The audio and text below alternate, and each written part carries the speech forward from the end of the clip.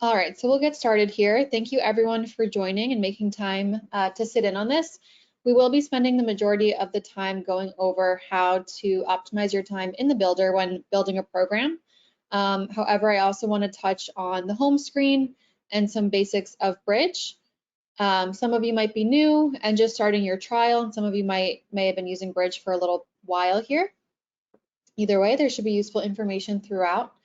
So I'm going to start by walking everybody through the homepage. So if you are just starting out, or maybe you're a trainer with just like a in-person team and a remote team compared to, you know, a whole soccer organization.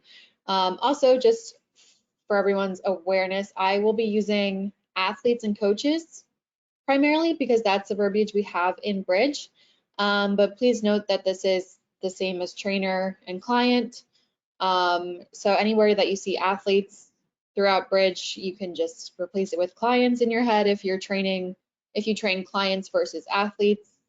It's the same thing, but we say athletes and coaches. I like to think everyone's an athlete anyways. But you'll see here a few different modules on your homepage. So this one might look different because it has a lot going on in here, so don't get overwhelmed. But the first module is going to be your teams page. So this is where you can manage each of your teams.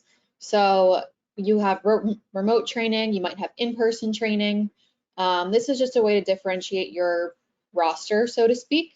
So if we clicked in to remote training, you could have all of your clients in there. You could see their status. So if they're active, inactive, you can also see their attendance in here. So this is a really good tool to view at a glance kind of what your team is working on. You can see their programs in here, but the exact team homepage is pretty much like a kind of like an at a glance for everything. So we have something called the activity report. So I will also touch on this in the builder, but basically when you create a set as required or tracked, it will populate in the activity report. So if you have a specific exercise, let's say it's walking lunges, and you set the parameter as tracked, it will show up in your activity report. Your athletes will not see that it's being tracked because it's just for your visibility to be able to quickly go into one place and see what everyone's doing here. So these specific ones showed up because the athlete left a comment. So your athletes can comment and leave videos in the mobile app. And when they do that, it'll populate on the activity report for you to see. So this is also just kind of a one-stop shop to really manage your exact team, all of their activity, without having to click into each individual athlete to see what they are doing. So it's super useful if you haven't spent time in the actual team homepage yet. I definitely recommend it. You can also add athletes here and additional coaches if you have that functionality, as well as test results. You can message, all that stuff. And then it will show your training programs here as well that you can manage. So that is the team module. Important to note that when you do click into this roster, you can't really edit the athlete or make them active or inactive, but you can do that from the members module. So this module down here is going to show you all of your athletes in one place, regardless of which team they are on. So in the other module, it's splitting them up based on team. This is going to show everybody in one place. So a couple things to highlight here. When you first add an athlete, they'll be sent a registration link where they can set up their password. Until they accept that, you have the option to resend it. So if an athlete reaches out to you and says like, hey coach, I didn't see anything, or it expired, whatever the case may be, you'll have the option to resend until they accept it. Once they do accept the invite, it shows up as accepted. And at that point, they would have to reach out either to you or to support@bridgeathletic.com if they were in need of resetting their password or something like that. but that's why you'll see that option come up for some athletes, but not for all of them. Over here, you can see the Edit tab will give you the option to deactivate an athlete. So this is a really good tool because you have a certain amount of client seats here. And if you have an athlete that's like discontinued training with you, or they're going away for 2 months, or they're going back to school, and you just want to deactivate them temporarily, you could deactivate them. It will complete their programs and everything like that, but it's not going to get rid of their data. So that's why we don't have a hard delete button, because if they decide to come back, then you just reactivate them and they're back on your roster. And when you program for them, all of their stats from the past will still display. So that's why we don't recommend ever deleting athletes and why we don't have a hard delete option. Because if they do come back, which people often do, especially in training, you want to have the option to still have their past data so that you can program for them optimally. You can manage your coaches and your admins, and then the All tab is just going to show you coaches, admins, and athletes. Okie dokes. Analytics, we're not going to spend a ton of time here, but just know that if you click New Report, there are a handful of options here to generate reports if you like seeing data.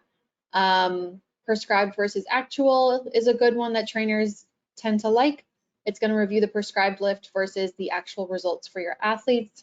So you can compare what you're prescribing them and then what they're actually doing and get an idea of if you're prescribing too much or too little, or if it's right on point. But there's a bunch of other test reports here as well that I definitely recommend clicking into. And then before we get into the library and the builder, I also want to highlight that we do have payments and store. So if you haven't clicked into this yet, this is where you can build your own store. So I'll show you what our bridge store looks like.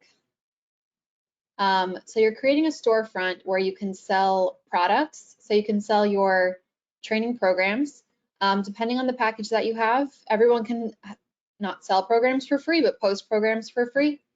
And then if you are on a professional package or above, you'll have the option to sell them. But this is a really good feature if you have an in-person business but want to branch out into the online world. You can post your programs here. You can attach links to your social media. Lots of options. If you share it, you can share it in all these different places, or just copy the link, add it to your website. So no harm in just kind of setting up an online store, because if you're already putting in the work to build awesome programs, you might as well make some extra money off of it and sell it online or to your social media audience if you have one. So we definitely recommend setting up the online store. It's run through Stripe, and Bridge doesn't take any percentage of it. So this is a really good tool for personal trainers to use. So that's the payments in store. You can upload all your different products here, your different programs, and then you'd be able to manage the payments, the subscriptions, everything like that. So definitely recommend heading over to the online store. We do have templates that you can use to set up your store, but we always recommend using your own photos and everything to really customize your brand when bringing people to your online storefront. We had a webinar on it 2 weeks ago. So if you're interested in learning more about that, I can always send over the webinar link for that webinar. But let's dive into the training library. So I just want to touch on the different libraries up here. It's not letting me click, but sometimes it does that when I'm on the screen share. But we'll start with programs, and I want to highlight the status of the programs on the side, specifically the completed tab. So coaches will often write in afraid that a program of theirs was deleted or disappeared, but it's likely in the completed folder. So what happens when an athlete finishes the last workout on a calendar assigned program is that it will get moved to completed within 24 hours of completion. So if you did have a program that completed, this is by default not checked on, and you search it, it won't show up here. You'll have to click completed, and then it's likely going to show up in the completed tab. There's not a lot of times where it's not there. So once it is completed, you would just have to clone it up here and reassign it if you wanted to make additional edits, because once it is completed, it can't be edited directly. It can just be cloned and edited that way.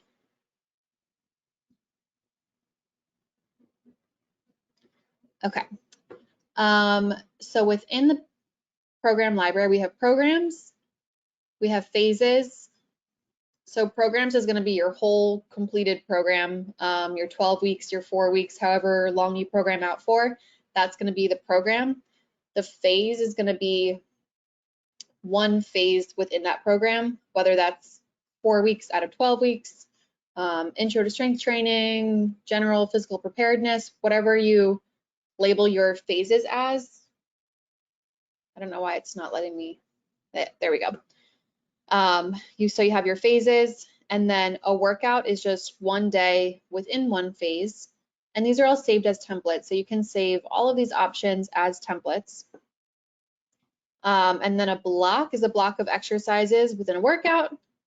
And then your exercises is your exercise library. So while we're in this tab, I want to highlight how you can add your own custom exercises. If you're not familiar with this tool, I definitely recommend checking it out, especially you might find that you like to label things or title things in a different way than Bridge or Exos does, and that can be frustrating when you're trying to program. So you can always create your own new exercise. And one of the questions that we did get was how to optimize or how to leverage YouTube videos in your programming. So this is definitely it. You can import a video from YouTube. So let me just go here first and create a test exercise. We'll do, let's say I specifically wanted to call an exercise this. So in the videos tab over here, you can either add your own custom video that you recorded, or you can upload a video from YouTube. So you'd go import from YouTube and then just insert the link. So it's up to you. If you are someone that likes to have your own personal videos, you can add it there, or you could find one that really kind of targets exactly what you're talking about on YouTube and just upload that. Either option is great, and you can also override any of our exercises with your own video or with a video from YouTube. So that is the custom exercise. But let's say I clicked on this and wanted to add my own media. It should show up here, but of course it's not gonna. Let's see. Okay, so this is an already uploaded video or exercise, sorry. And you have the option to add your own video either from your computer or from YouTube. So you can always add your own touch to an existing exercise if you prefer your clientele to be seeing you and exactly how you want to demo an exercise. Okay, so back to programs. We're going to just start a program from scratch. So I'm going to go down here, click new program. Sorry, August webinar, new program. It'll bring us here. I'm going to select new phase. If you have a template phase that you've already built out that you like using for everybody's intro program, you can do that. I'm going to hit new phase. Let's call it intro to strength training. Okay, so it's going to bring me here. So day 1, week 1, it's a blank slate. What I always start out with here is I'm going to add all of my days. So if I want to train 3 days, I'm just going to start by putting out 3 days. And then let's say I wanted one of the days to be a template workout. You'll see that in the drop down here under add day. We're going to go template workout. Then you can click my templates. Maybe I want to use this whole workout. But we'll go back to day 1 and we'll click add block. So you have, again, two options here. This is why saving templates is great, because if you do have a template that you love or a block of exercises that you love and it's your go-to, it saves you a lot of time by having that in here. You just go here, insert, and then you don't have to spend the time programming it out. But we're going to go from scratch. I'm going to hit new block, and then it's going to ask to give your block a name. I'm going to call it the warm up, and then it brings you here. So if you've been on Bridge for a bit now, you're familiar with this, but I'm just going to kind of add some exercises and then walk through the parameters and all of that. So let's say we want to do a warm up with a mini band. So you don't have to insert it each time. You can type all the exercises you want in first, and then hit insert push-ups. Okay, so I selected my exercises, and then I'm going to hit insert, and they all show up here kind of with a default rep range or parameter. So I'm going to click into the mini band squat, and I'm going to do reps. So I don't need time in there. We're just going to do reps for everything. So let's say I want to do 12 reps. You can either add set or type it in again, or you can just click clone set. So now I have 3 sets of 12. I can just click out here and it's going to save. And I want to do the same rep scheme for all of my exercises. So instead of clicking into each exercise and doing what I just did, there's this blue circle in the bottom right. I'm going to click that and hit copy prescriptions and paste.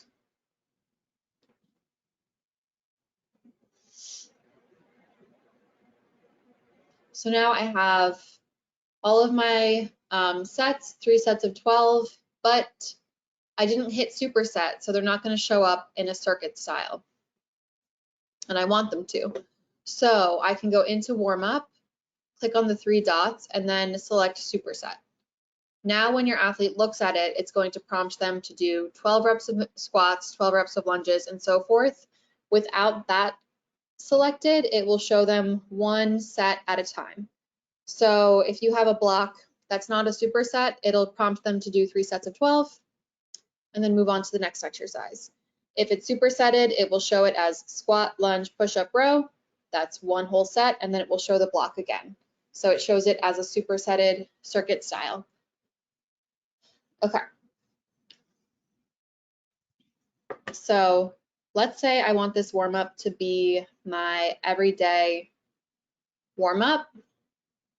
You have a couple of options. So I can either clone the block and drag it, or I can save it as a template.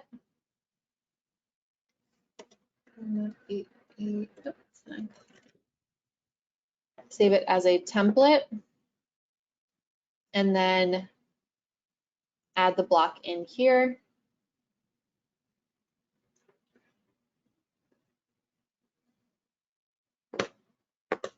And then once you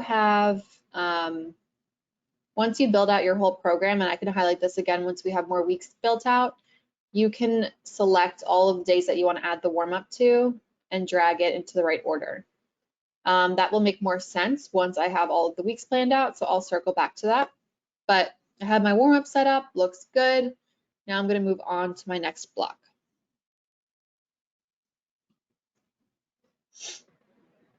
Okay, so for this one, I'm going to go superset. You have that option here.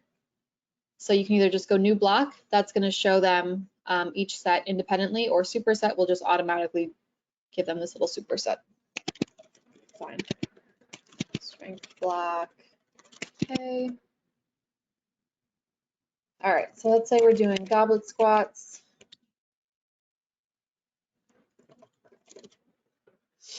And dumbbell bench press. That's all I'm going to do. So we're going to hit insert. And then same thing, it's going to start with zeros. So I'm going to click into the goblet squat and then start building this out. So I want to highlight the tracked and required. First of all, this is what I was talking about with the activity report. So this is where you can set something to be tracked or required. So you have your tracked sets, which again, the athlete doesn't see it because you're selecting it to be tracked just for your visibility. It's not like you're trying to hide anything from them, but it's just tracked so that it populates onto the activity report for you to just, quick look at your athletes at a glance. If you want to know how everyone's doing on their goblet squats, you can do that. If you wanted them to test for something, you would hit required and then select your parameters. So if it was on a percent difficulty, it's gonna prompt them to test for their max, either reps or weight. You can go back and forth and select.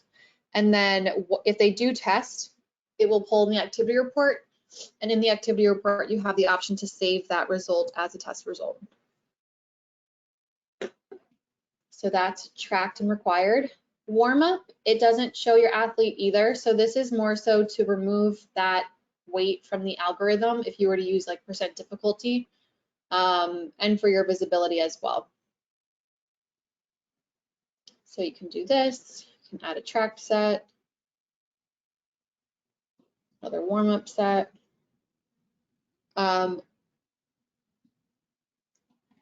Okay, and then you have all of these parameters. You can choose up to 3. We are in the process of working on an update for our reps and parameters that will be out in the next 6 months to a year.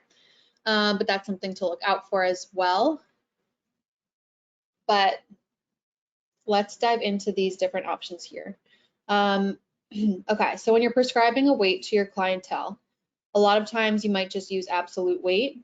And if you don't put anything in, it might show 0 sometimes, but then your athlete can click in and just enter their own weight. So if you are training like general population and you don't want to confuse them with percentages, or you're just trying to get an idea of what someone can do, you can just select absolute and then it will prompt them to enter their own weight. However, if you wanted to prescribe them a percentage without it being off of a %1 RME, you can use percent difficulty. I actually recommend this for general population, or if you're sending out one program to a bunch of different people who are all at different skill sets, because they will be shown this little blurb here. So if you want everyone to be doing 70%, they'll be prompted to pick a weight that they can move fairly easily if they don't have data in there already. If they do have data, if they've done goblet squats before, it's going to pull from that data and calculate a weight for them. Not based off of a 1 RME, but based off of live actual data that they've entered. So, excuse me, that's a great tool for that general population, for people that don't have a %1 RME. I know that's kind of like a niche group that would be doing like 1 rep maxes with heavy lifts. So percent difficulty is a great workaround. I love using it.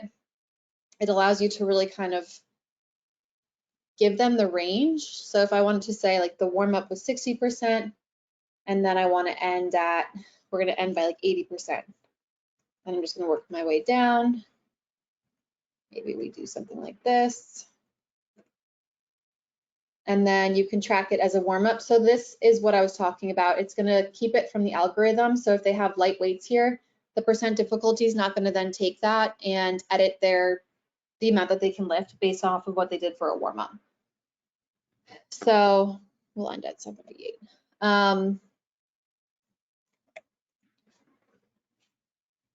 Also, if you hit apply to all, it's going to apply to everything below it. I should have done the reps first and done that, and then the percentages, because it will kind of take whatever's in this row and then copy it. So I'm just going to enter 10 for each. Okay, so that's percent difficulty. And then in here, we also have absolute, which I touched on. Percent body weight, that's percent of their body weight. They have to have a body weight entered in their profile for that to pull from. Percent 1 RME linked is going to pull that data from a different exercise. So maybe last phase they were doing goblet squats with a dumbbell, and you want to pull their percentages from there. So that's where this is coming from. It's linking to the dumbbell squat with a dumbbell, a goblet squat with a dumbbell, and then pulling it into the goblet squat with the kettlebell. That would be if they had a 1RME for the dumbbell goblet squat. And then percent 1RME, you're just pulling from a test result that you have in there already. So we'll stick to percent difficulty for now. And then another feature here, you can enter in notes. So we currently don't have the option to have a rep range. That's something that would be in the future update. So what I recommend for coaches who want to provide their clients with a range would be entering it in the notes here. So if it's aim for 8 to 10 reps, and they can always add, like when they're on the mobile app, they can put in how many reps they did. This isn't staying there for them. Everything's editable. So if you put in the rep range here, they can then put in how many reps they did, as well as weight. If you did want to go absolute and wanted to use more of like an RPE scale, we do have that as an option. So if you wanted to do absolute and then add in an RPE of a 6, you can do that. So you can use that for your notes. And then I want to highlight alternative exercises. Again, if you're putting out a program for a wide variety of people, let's say goblet squat is the intermediate level, and you also have some clients who are just going to do a bodyweight squat, and then you also have the clients who are going to do a barbell front squat. So I'm going to insert these alternatives. You can mark it as either just an alternative or a regression and a progression. That's up to you and the kind of language you would like to use. And then that will show up for them like this. When they're on the app, they can see that they have different options. So you can always put out a message to your team saying like, hey, there's alternatives, go based off of how you're feeling, whatever the case may be, or like if you can do this much on a goblet squat, try front squats, however you like to manage your clientele. Okay. Somebody also asked a question about recovery time based on training intensity. So we don't have that as a feature right now, but you can add rest in here. So you'll kind of see it faded out. But if you wanted to add like a minute of rest after each one, you can do that there, and it will prompt them with that.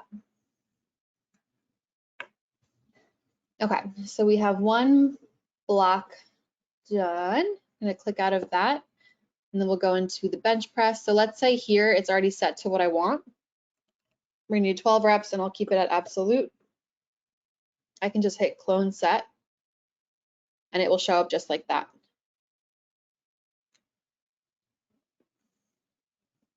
Okie dokes. So let's put this block away, and then I also wanted to highlight our like specialty blocks here.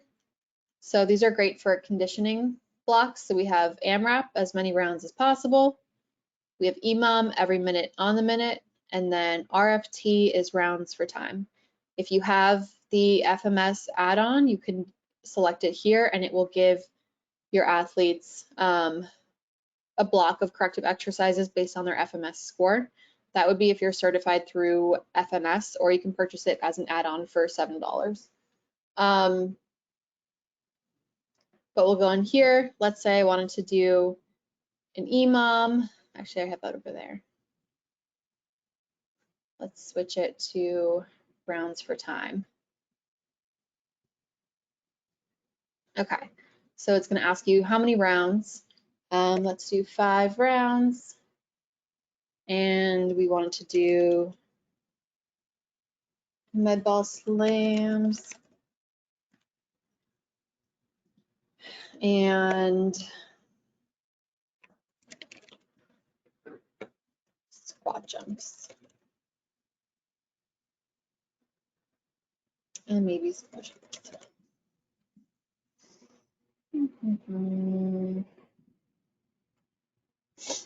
So then I'll have my 5 rounds here, and then it just wants to know how many reps. So I don't,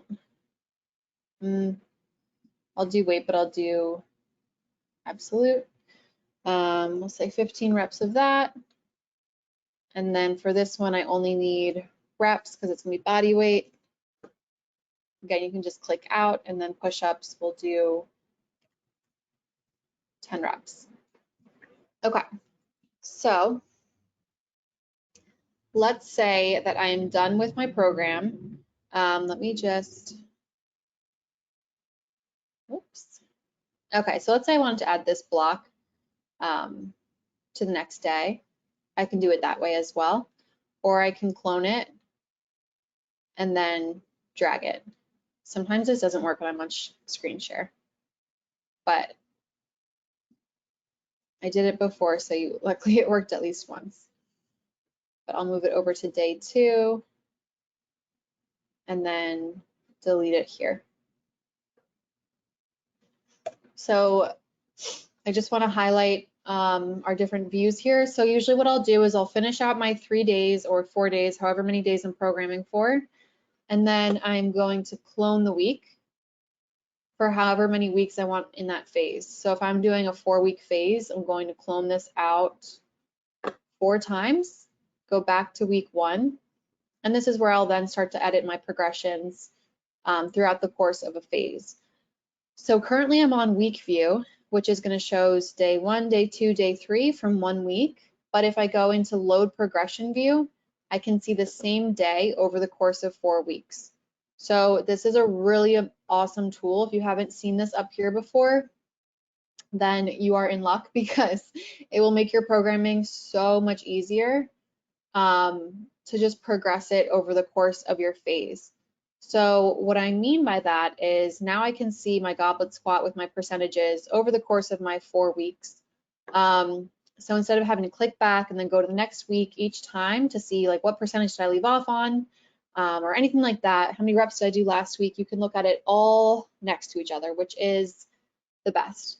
So let's say I'm going to edit my goblet squats and I'm like, all right, this week I want to end at around 83%. Then I can just go in here and start making those changes super easily. So now I have those percentages in there, and then I look at the next week. Or maybe I want to go from the other side. I want to end at 90%.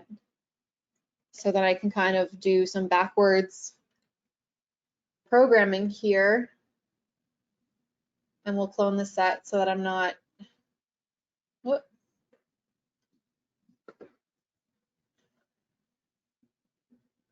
I would add another set in here as the weights get heavier because I don't want to be starting the warm up at, you know,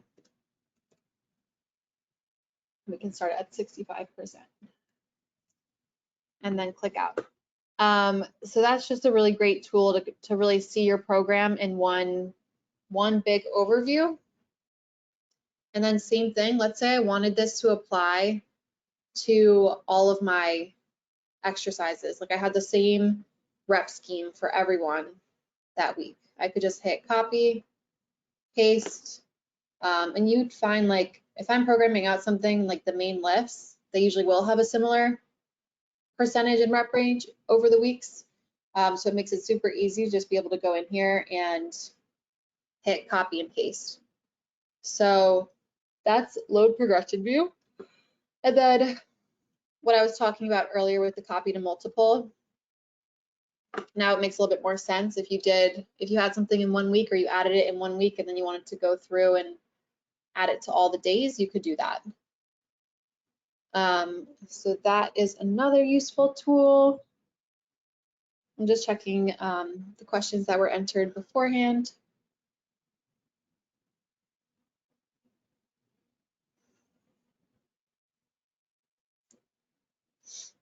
Okay, so now I'm going to go back to the training calendar.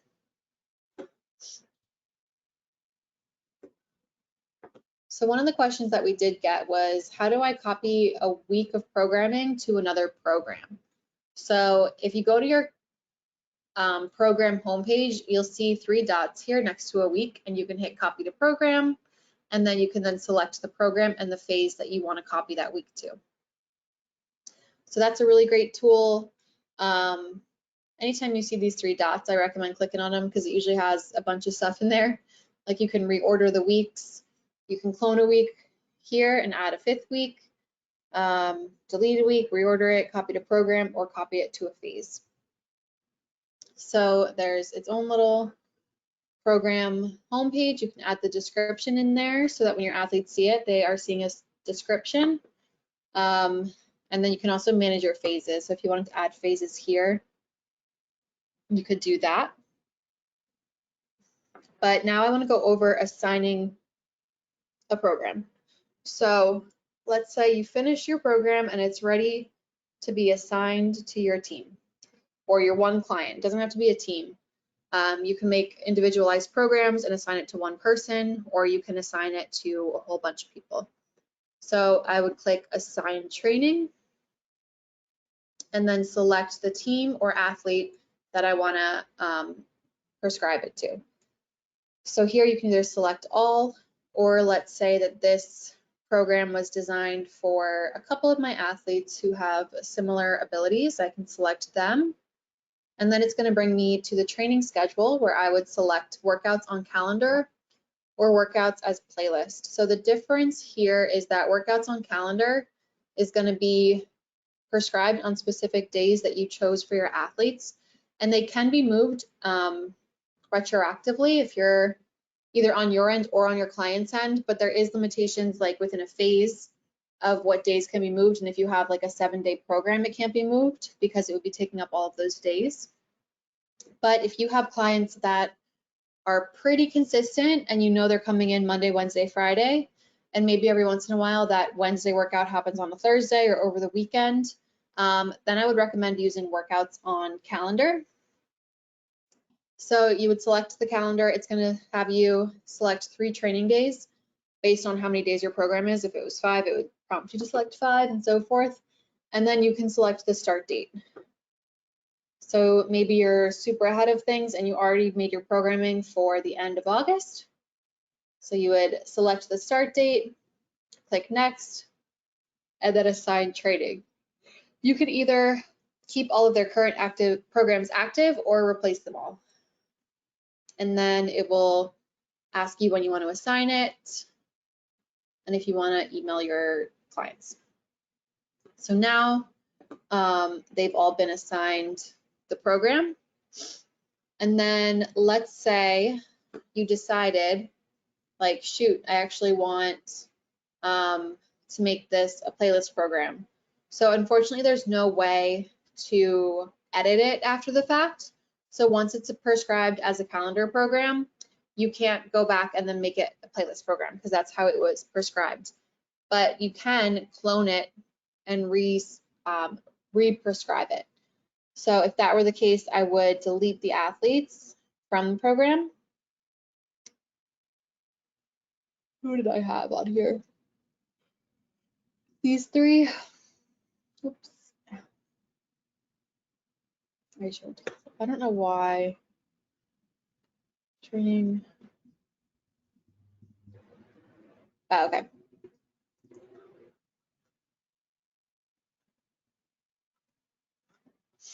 I'm not sure why it's not prompting, but you should be able to remove them from that program. And then I would go up here, hit clone. It's going to make a copy of it, and then I can assign training either to the same athletes, but for now I'm just going to click the top 2 and then hit workout as playlist. So that's how you would kind of like reassign it after the fact. So a playlist program is going to show up as a list of workouts instead of days on the calendar. So on the mobile app, your clients will still click into a day and then hit start workout. They'll just be able to pick from the library of workouts. Whereas the calendar one is they're going to be assigned a workout on that specific day. So you have a little bit more control there. I mean, workouts as playlists, you can label them like by the date or day 1, day 2, day 3, and just hope that your clients are following that, but they can click any workout and start it, and they can also repeat workouts. So this is a really good option, actually, if somebody did write in and ask like the best way to have multiple workouts assigned. And that would be, or like how to have multiple training sessions a day. You can have multiple calendar programs assigned, but I always recommend doing like a playlist program. Let's say you have their calendar program assigned, that's like their meat and potatoes strength workout, and then you have a playlist assigned that is their supplemental work or optional conditioning or mobility work.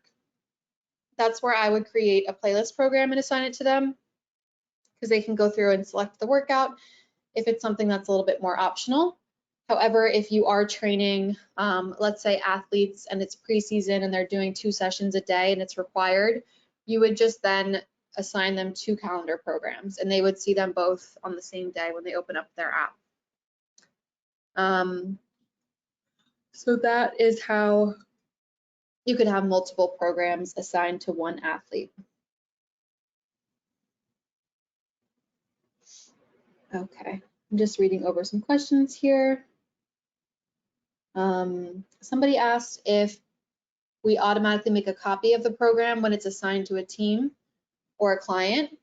So if I assign this to 10 people, then they would all get this same copy. But then if I wanted to make an edit to one person, if I clicked on their name and clicked edit program, let me see if I can pull up an example. It would prompt me, it would prompt to make a copy of that workout.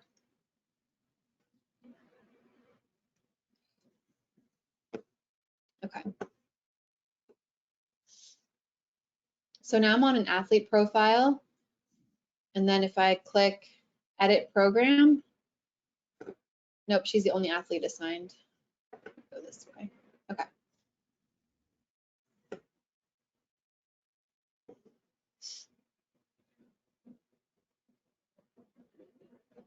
Okay. So for this example, the athlete is on a program along with 17 other athletes. If I wanted to make an individual athlete, I could go in here and then hit clone. It should do it automatically when I'm wanting to make individual edits for one athlete, but you can go in here and then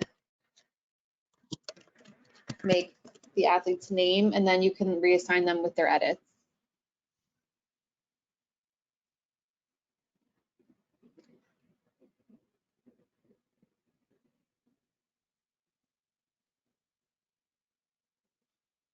I think that's everything that I wanted to cover. So if anybody has questions, please feel free to drop them into the chat and I can spend the next few minutes covering any questions that you have now. I saw one question about a previous webinar. For the online store, I can definitely include that in the follow-up email.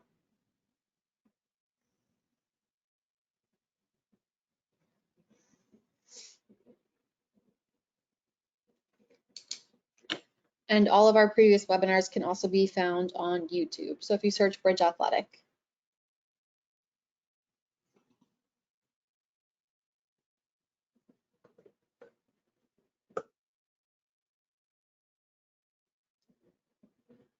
All right, well, if nobody else has any questions, thank you all so much for joining. Hopefully this was helpful. And then again, if you have any questions at any time, you can always write into support@bridgeathletic.com and we can help you. We also have a help library, which is up here. So we have help and resources on your homepage here, where you can see video tutorials and just a lot of educational pieces on everything that we just talked about and then some. So I definitely recommend using that. If you click on this little button here, it'll bring you to the chat, which is the same as support@Bridge Athletics. So when you type in a message here, it comes to myself and my team. We're not a live chat, but we will get back to you usually within 24 to 48 hours. There's just a few of us, so we get back as quickly as we can. But yeah, thank you all so much for joining. Hopefully this helped and have a great rest of your day.